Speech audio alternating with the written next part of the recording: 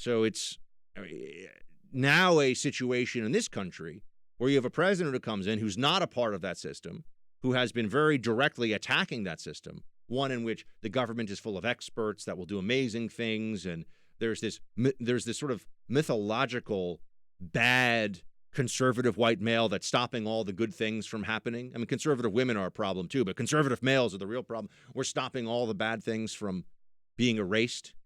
We're stopping the good things from being instituted by the government. And if only we were out of the way and there was a government that could effectively take away individual choice, right? The only choice that they want people to be able to have is to have an abortion. Other than that, every other choice for an individual is at the government's whim. And this appeals to them. That's why you have people that can walk around saying, yeah, we got to do this climate change emergency, and we've got to do, they're talking about, and I'll get into more of this with Bernie Sanders, but they're speaking about Trump as a monarch. And it's Bernie Sanders and Elizabeth Warren who are promising you that if they're elected president, when they take power, that they'll just rule by fiat, by executive order, declare an emergency on climate, declare an emergency on student loans, declare an emergency on whatever, and just do what they want to, order the government do what they want to do. You don't see any libs running around saying, these are socialists that are saying they want to just do what they want to do. Doesn't matter what the Constitution says, doesn't matter about the legislative branch. Oh, but Trump is the guy who just passed a major bipartisan trade deal? He's the bad guy?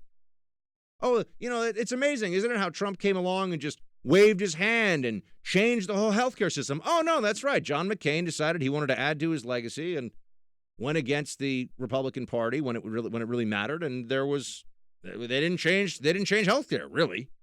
Sort of stayed as Obamacare light. They took away the individual mandate, but why go through that whole process if you're just a monarch, if you're a king? That's absurd, right? You just would say, no, we're going to have a free market in healthcare. Oh, and by the way, when I was speaking to you about the fear of freedom, there are few places where it's more obvious that there are people that are scared of choice and freedom than in dealing with health issues. Everyone likes to I shouldn't say everyone. A lot of people like to think, I know better than this because I've had really good health insurance and really bad health insurance and no health insurance and been disappointed and happy and scared and, made better by doctors all across the spectrum. I mean, you have to take a lot of this into your own hands. You're making decisions about your health, about your life all the time. Just having a little card that says you have health insurance now, that's not going to make all the problems go away. And if you think it will, and if you allow the government to make that promise to you by saying, we're just going to have Medicare for all, and everything is going to be covered, even more than what Medicare covers right now, and you won't have to pay anything for this somehow, or your taxes will only go up on the rich, guess what? There's not going to be choice. Now you're not going to be able to see good doctors, bad doctors. You're going to see who the government tells you to see. But remember, they promise they're going to take care of you. They're taking away your freedom, but they're replacing it with utopia. They're taking away your freedom, but they're going to replace it with all of your needs will be met.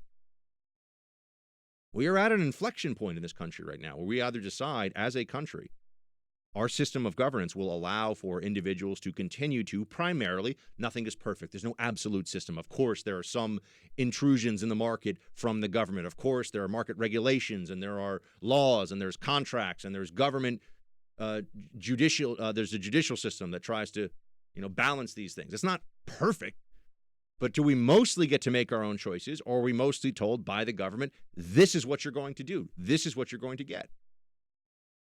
Sanders and Warren and really the Democratic Party now is promising you the latter. While they talk about Trump as a king who lets you do what you think is best for you, for your life, for your family, that sounds pretty good, except he's not a king.